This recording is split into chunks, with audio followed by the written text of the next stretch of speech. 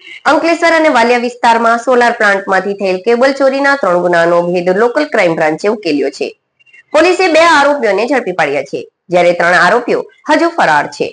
2 નંગ મોબાઈલ કિંમત ₹85,000, R15 motorcycle કિંમત ₹1 લાખ અને રોકડા ₹4200 મળીને કુલ ₹1,89,200 નો મુદ્દામાલ જપ્ત કર્યો હતો.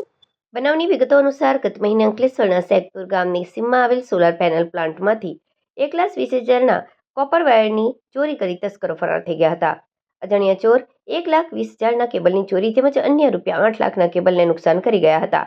આ ઘટના અંગે રૂરલ પોલીસ મથકે ચોરી અને નુકસાન ફરિયાદ નોંધાવી હતી. અંકલેશ્વર અને વાલિયા તાલુકામાં સોલર પ્લાન્ટમાંથી કેબલોની ચોરીની ઉપરા છાપરી ઘટના સામે આવી હતી, જે અંગે ભરૂચ એલસીબી પોલીસ દ્વારા સ્થળ તપાસ કરી ટેકનિકલ સર્વેલન્સ વડે તપાસ શરૂ કરી હતી.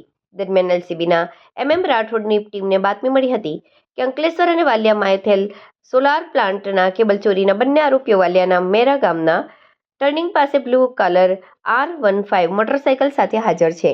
પોલીસે બંને આરોપીઓને ઘેરી લઈને પકડી પાડ્યા હતા. પૂછપરછમાં અરુણ વસાવાએ કબૂલાત કરી હતી કે તેને પૈસાની જરૂરિયાત માટે ચોરી કરવાનું નક્કી કર્યું હતું.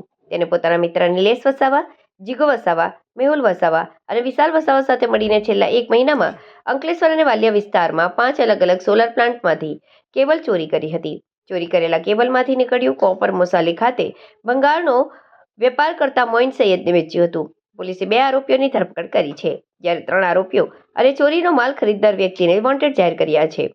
પડસોલી ગામનો અરુણ વિનુભાઈ વસાવા અને માંગરોળના નિલેશ ફતેસિંહ વસાવાનો વિરુદ્ધ ભારતીય નાગરિક સુરક્ષા સંહિતા 2023 સંલગ્ન કલમો હેઠળ કાર્યવાહી કરવામાં આવી છે.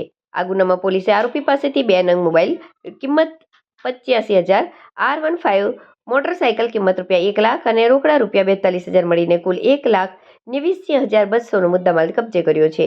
વધુ તપાસ માટે કેસ અંકલેશ્વર રૂરલ પોલીસ સ્ટેશનને સોંપવામાં આવ્યો હતો.